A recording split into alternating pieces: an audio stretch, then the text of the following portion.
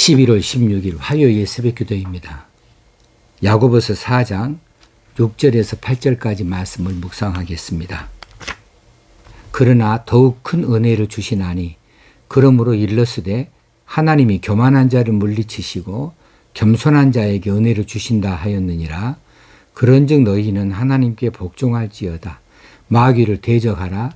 그리하면 너희를 피하리라. 하나님을 가까이 하라. 그리하면 너희를 가까이 하시리라. 죄인들아 손을 깨끗이 하라. 두 마음을 품은 자들아 마음을 성결하게 하라. 아멘. 1절에서 5절까지 앞부분에서 세상 정욕을 경계하면서 세상 정욕을 추구하는 것은 영적 간음과 같은 추악한 범죄라고 야고보는 밝히고 있습니다. 그러면서 6절에서 12절까지는 하나님을 향한 성도의 합당한 자세에 대해서 권면해 주고 있는데 6절에서 10절까지는 성도는 겸손하고 회개하는 자세로 하나님을 가까이 해야 한다고 권면해 주고 있습니다. 6절 말씀입니다. 그러나 더욱 큰 은혜를 주시나니 그러므로 일러스되 하나님이 교만한 자를 물리치시고 겸손한 자에게 은혜를 주신다 하였느니라. 아멘. 하나님은 교만한 자를 물리치신다.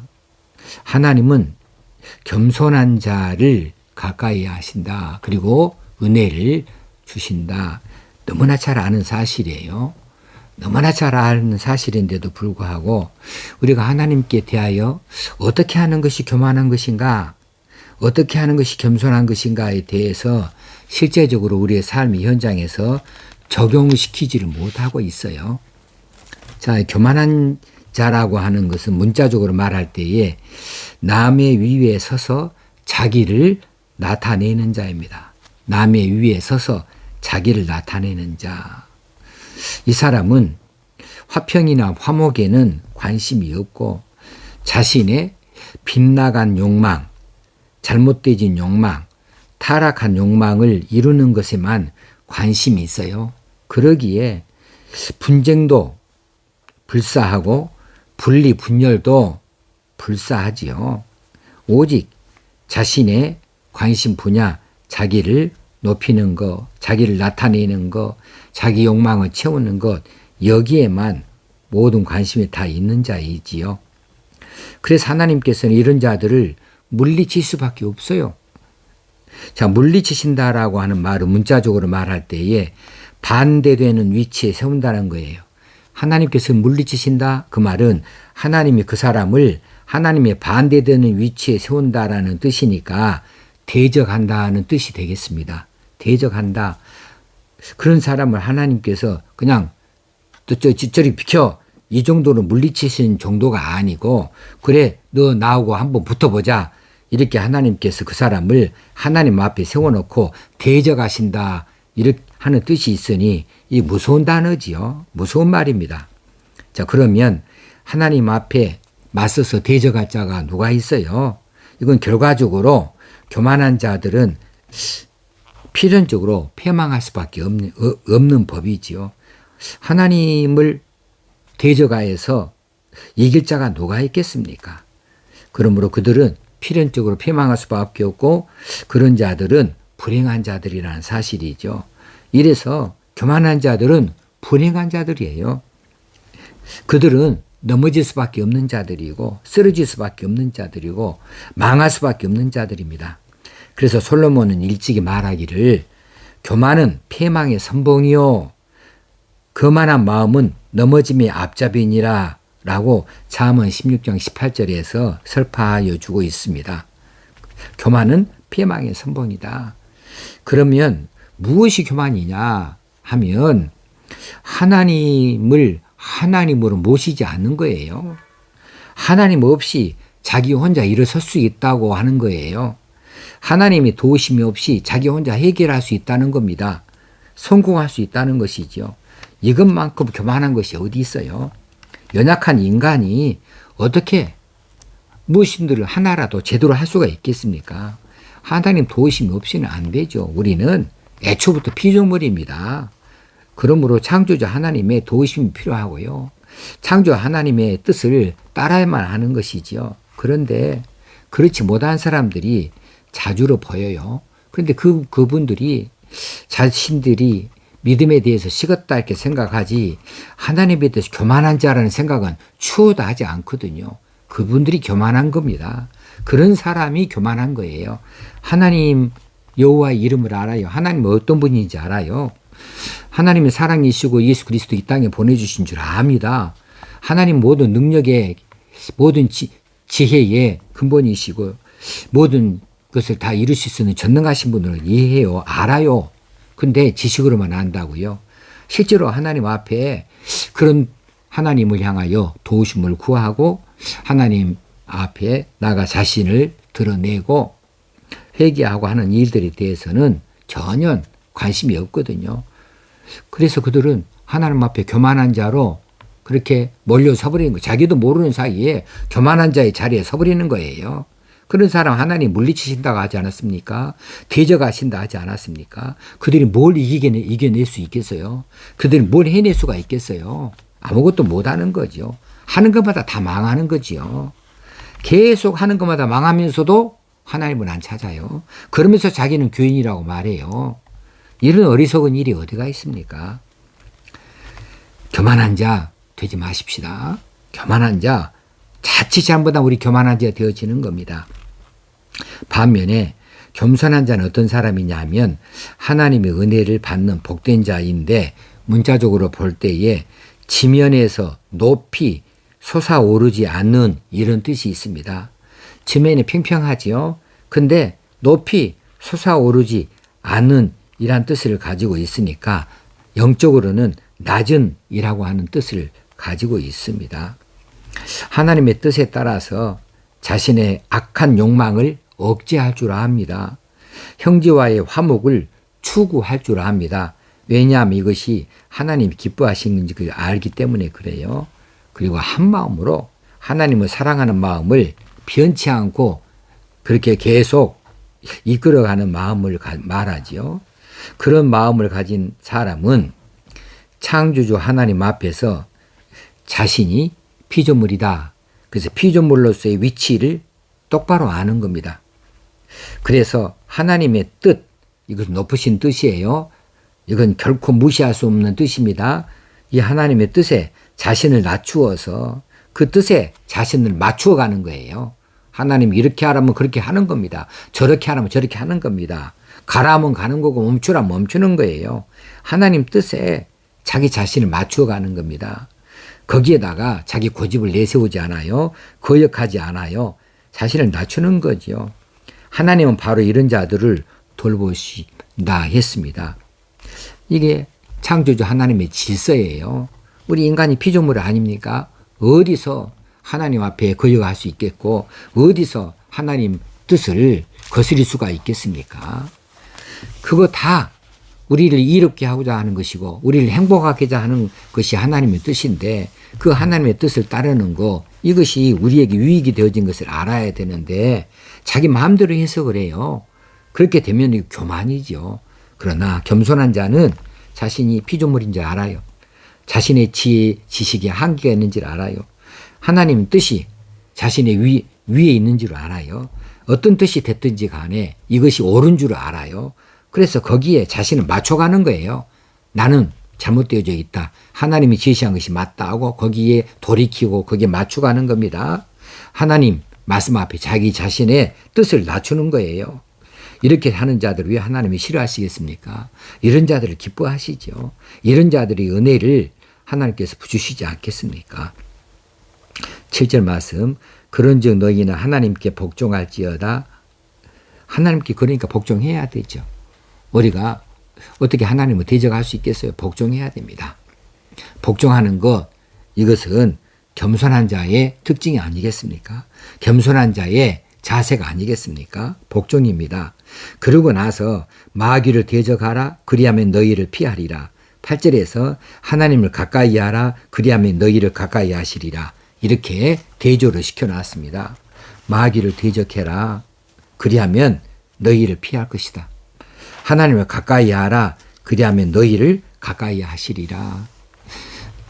이 중에서요, 하나님을 가까이 하면 하나님께서 우리를 가까이 해주시에게 가까이 와주십니다. 그러면 마귀는 하나님 우리 사이에 개입할 틈이 없죠. 마귀를 대적할 것도 말 것도 없어요.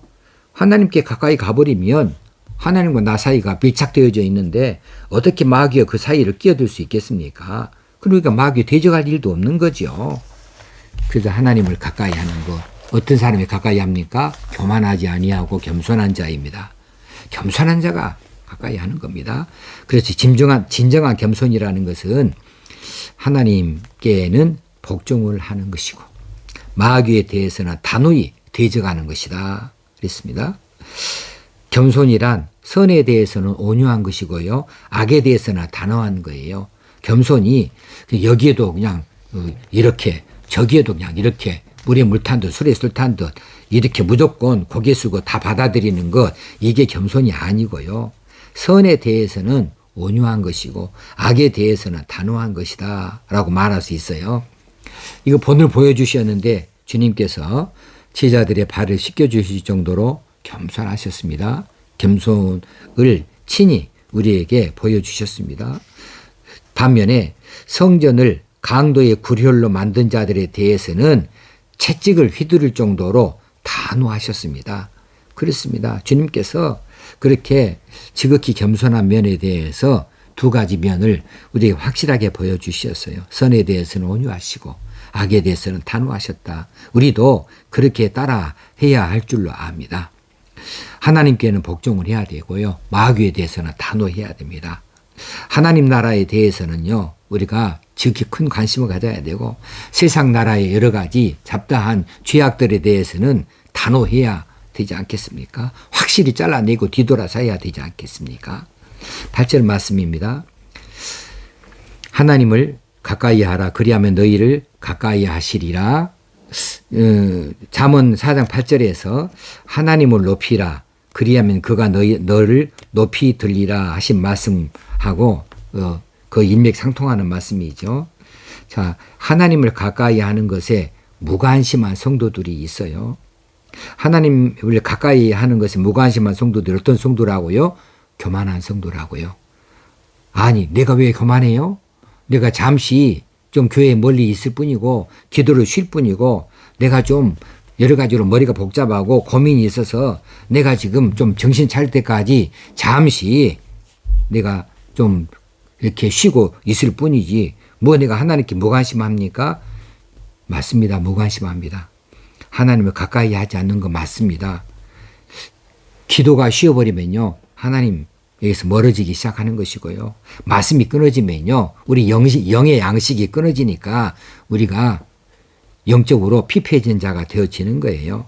그래서 하나님 가까이 하는 것에 대해서 무관심하다, 그렇게 되어지는 거예요. 이것이 바로 교만한 자예요. 교만한 성도예요.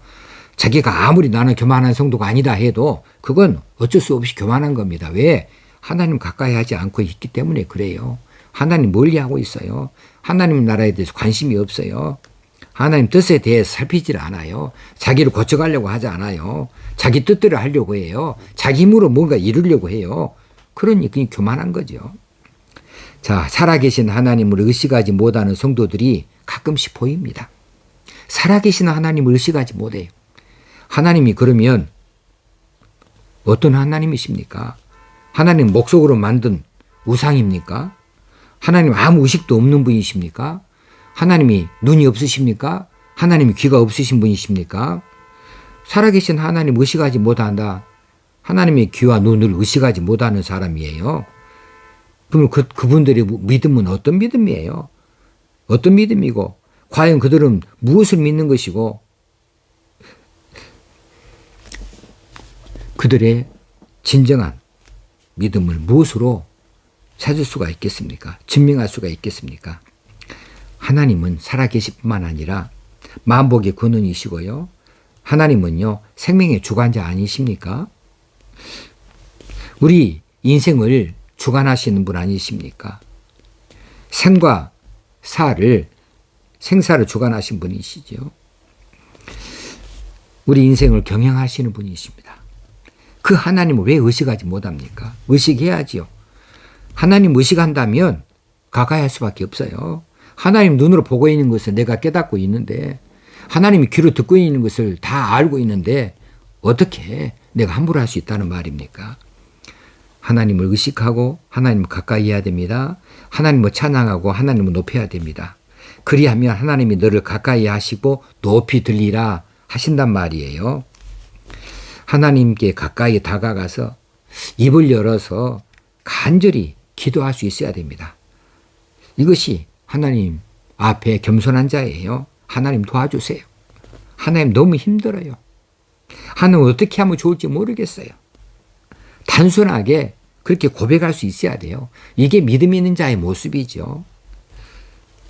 그런데 믿음이 있다 하면서 하나님께 가까이 가지 않습니다. 멀리 합니다. 예배하지 않습니다. 기도하지 않습니다. 말씀대로 따라 살지 않습니다. 그냥 내 마음대로 살아요. 내 뜻대로 살아요. 혼자 고민해요. 혼자 걱정해요. 혼자 세상 짐을 다 지려고 그래요. 혼자 모든 걸 다 해결하려고 그래요. 뭘 할 줄 안다고. 이거 교만한 거라는 거예요. 하나님께 말하세요. 하나님께 나아가세요. 하나님 도와주세요. 하나님 앞에 자신이 무슨 체면을 차릴 것이 무엇이 있습니까? 무슨 자존심을 내세울 것이 무엇이 있습니까? 하나님, 나 잘하지 않습니까? 내 형편을 하지 않습니까? 하나님 도와주셔요. 하나님 너무 힘들어요, 지금. 이 현실이 너무 힘들어요. 나 어떻게 하면 좋을지 모르겠어요. 하나님 지혜를 주세요. 하나님 가르쳐 주세요. 하나님 손을 내밀어 주세요. 하나님께 이렇게 고백하면 하나님이 가까이 오셔서 답을 주실 줄로 믿습니다. 그렇게 믿으시길 바랍니다. 죄인들아 손을 깨끗이 하라. 하나님 뭔가 주시려고 할 때 손이 깨끗해야 되죠. 손 깨끗이 하라 할 때 앞에 죄인들을 붙였어요. 왜 죄인입니까? 아직 예수의 이름으로, 아직 예수 그리스도의 피로 씻겨지지 않았다는 거예요. 우리는 예수의 피로 이미 거듭난 사람들입니다. 그러나 우리의 손과 발은 늘 더럽혀져 있어요. 자주를 씻어야 됩니다. 그래서 성찬식도 하지 않습니까? 그래서 회개기도도 하지 않습니까? 그래 죄인들아 손을 깨끗이 하라. 왜 손을 깨끗이 해야 돼요? 하나님께서 뭔가 손에다 쥐어주시려고 하면 손이 깨끗해야 되죠. 회개하고 나서 그 깨끗해진 손에다 하나님께서는 기도 응답을 지어주고 싶어 하시지 않겠습니까? 두 마음을 품은 자들아 마음을 성결하게 하라. 왜 두 마음을 품은 자예요? 하나님과 재물을 함께 섬기는 자, 하나님과 세상을 겸하여 섬기는 자, 겸하여 따르는 자, 이들이 두 마음 품은 자들 아닙니까? 두 마음 품은 자들에게 어떻게 하나님이 기도 응답을 줘요? 그들의 마음을 성결하게 해야죠. 두 마음 품은 자들아 마음을 성결하게 하라. 한 가지 마음을 가지라는 겁니다. 마음을 깨끗하게 하라는 겁니다. 그렇게 하실 때 하나님께서 그 마음속에 하나님께서 찾아주시고 그 마음속을 하나님이 주장하여 주시고 그 마음을 평온케 하시고 그 마음에 기쁨을 안식을 주신다는 사실 아니겠습니까? 죄인들아 손을 깨끗이 하라. 두 마음을 품은 자들아 마음을 성결하게 하라. 이 뜻은 지금 뭔가 주시고 싶다는 거예요. 그래야 줄 수 있다는 거죠. 자, 오늘 교만한 자가 되지 아니하고 겸손한 자가 되어야 되겠다. 하나님께 가까이 하는 자가 되고 하나님 멀리하는 자가 되서는 안 되겠다. 두 가지 다 같은 말이에요. 하나님을 가까이 하지 않는 것이 교만한 거예요. 자기 마음대로 하는 사람, 하나님 뜻을 물어보지도 않는 사람, 하나님의 도움을 청하지도 않는 사람, 자기가 뭔가 해결하겠다고 하는 이런 사람들, 그런 사람들이 무엇을 얻을 수 있겠습니까? 무엇을 해결할 수가 있겠습니까? 하나님 앞에 나아가십시다. 그리고 우리가 엎드리십시다. 우리 체면이 무슨 소용입니까? 우리 자존심이 무슨 소용입니까? 하나님 앞에 그거 있을 수 없어요. 어떻게 부모 앞에 그런 것이 있답니까? 하나님 앞에서 더더욱이 무엇이 그런 것이 필요하답니까? 다 내려놓고 하나님, 내가 돌아왔습니다. 하나님, 나를 기억해 주세요. 하나님께서 살아계신 줄 믿습니다. 하나님 사랑이 내게 임하여 있는 줄 압니다. 하나님 도와주세요. 도와주세요. 간절하게 입을 열어서 기도하면 하나님께 가까이 나아가는 사람이 되는 줄로 믿습니다. 이렇게 복을 얻으시길 바랍니다. 기도하겠습니다. 하나님 아버지, 오늘도 이렇게 말씀하여 주셔서 감사합니다. 우리가 깨달았으면 돌이킬 줄 알게 하시고 돌이켰으면 열심을 품을 수 있게 하여 주시옵소서. 예수님의 이름으로 기도합나이다. 아멘. 오늘 하루도 하나님께 주신 날, 승리하는 날 되어지길 바랍니다. 감사합니다.